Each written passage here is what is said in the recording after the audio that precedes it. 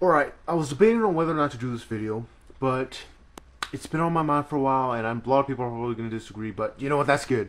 Maybe someone can explain this to me because I really do not get it.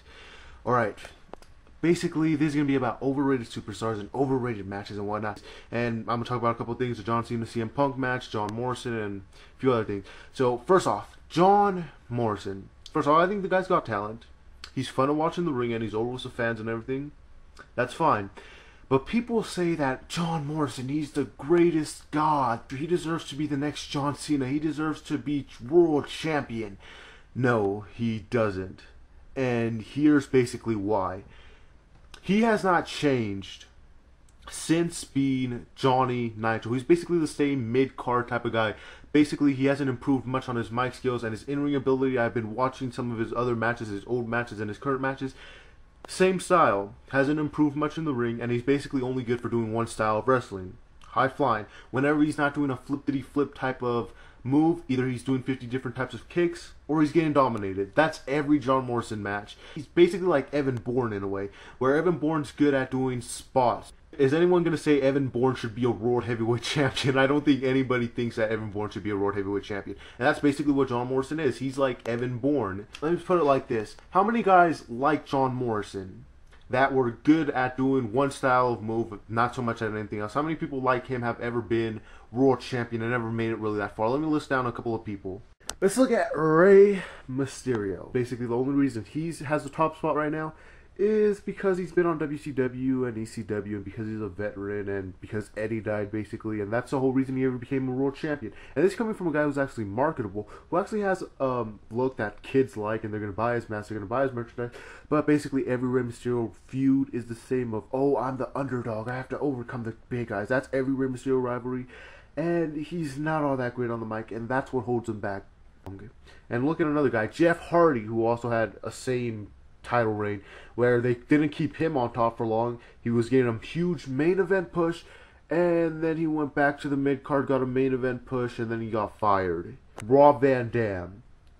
Let's face it, the only reason this guy ever made it to the main event and became WWE champion was to promote the return of ECW. Besides that, he spent the rest of his career in the mid card. You can debate guys like Chris Benoit, Shawn Michaels, and Bret Hart, but the thing is, they're from different time periods. Things are way more different now. Those guys had to work for years in other organizations, hard work, before they finally made it to where they would eventually get to.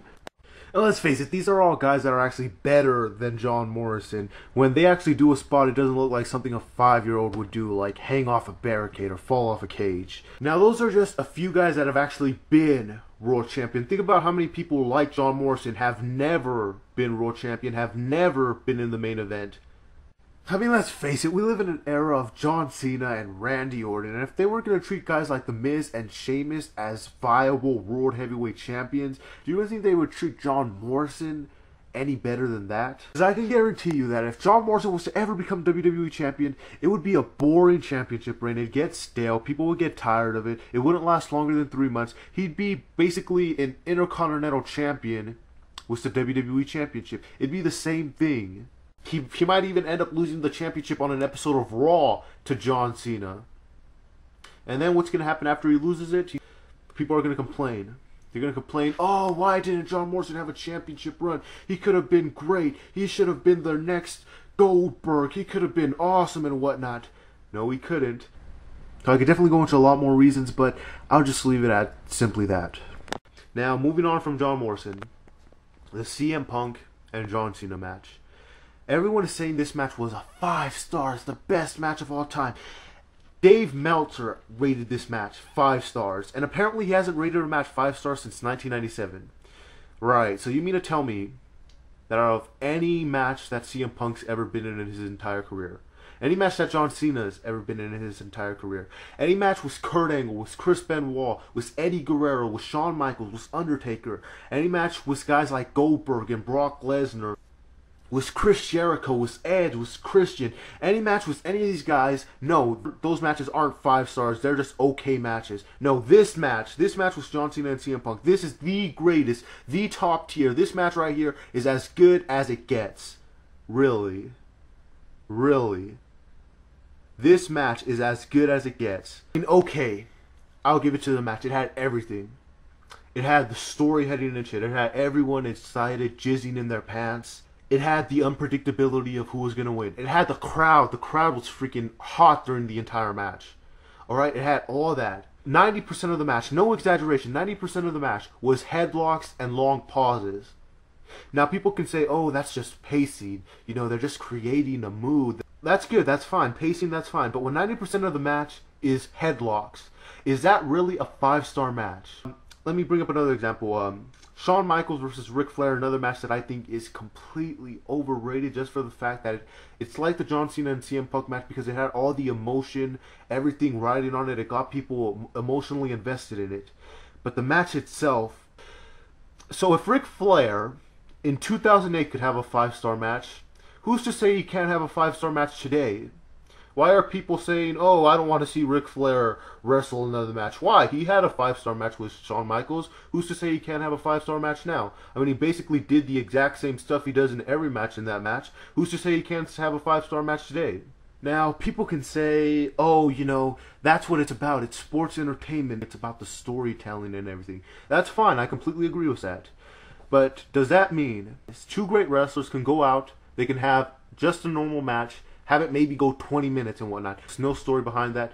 And no matter what they do, it's not going to be a 5-star match. You mean tell me if like Kurt Angle and AJ Styles were to just have a random match, would that match not have the potential of being a 5-star match just because it doesn't have the story and it doesn't have the emotion and all that? I mean, let me go back to John Morrison for a second here. In your minds, you John Morrison fans, do you think that John Morrison's inability to carry a compelling rivalry can stop him from having a 5-star match? Now, I was actually looking for a match between two jobbers that was similar to John Cena and CM Punk. And alright, so here's a match. Armageddon 2006. Gregory Helms versus Jimmy Wang Yang. Now, this match is actually pretty similar to the CM Punk and John Cena match, or the Ric Flair and Shawn Michaels match. The pacing is pretty much the same, and they have some spots in between, just like the regular matches. The only thing this match didn't have is it didn't have the emotion in it. It didn't have a story going into it. It didn't have the unpredictability of it. And the crowd was chanting boring during the match. Now, nobody's ever going to say this match was 5 stars. But I think this match was actually better. I can already hear people, are you fucking stupid thinking this is better? But I mean, the match itself, because think about it. If you take away the crowd from the CM Punk and John Cena match, if people already knew that CM Punk was just going to come back anyway, then that match would pretty much just be what this match was. Another reason why this was overrated, because of the person that actually won. Imagine if John Cena had won this match. Would you still say it was a 5-star match? To you, people would have just said, oh yeah, great match, but you know, I give it 4 stars. You know, it would have been better if Punk won and whatnot. I mean, just to say this match was 5 stars would mean that barely any matches are better, that this is as good as it gets. This isn't as good as it gets. These guys can definitely do much better. John Cena versus Wade Barrett, for example, was a match that was better than this match. And I'm sure CM Punk has had way better matches. And you know, people say, you know, we want wrestling. Why doesn't WWE just push wrestlers for their wrestling? And yet they base a match 5 stars just because of the story surrounding it. I mean, even if you were going to base this just off of the stories in and shit, I mean, the rivalry was what? CM Punk cutting a work shoot every week. In the end, CM Punk just ended up coming back the next week anyway, and John Cena didn't get fired. So the stories to this were kind of wasted in the end. Alright, so I know I just sounded like a huge critic and overanalyzing and everything, but that's just my opinion. I mean, maybe you're someone who bases matches just off of how fun they are for you. Maybe you see something in John Morrison that I don't see, and you know what? That's perfectly fine. This has been MTO with MTO More Reviews, yada yada yada, blah blah blah, the end.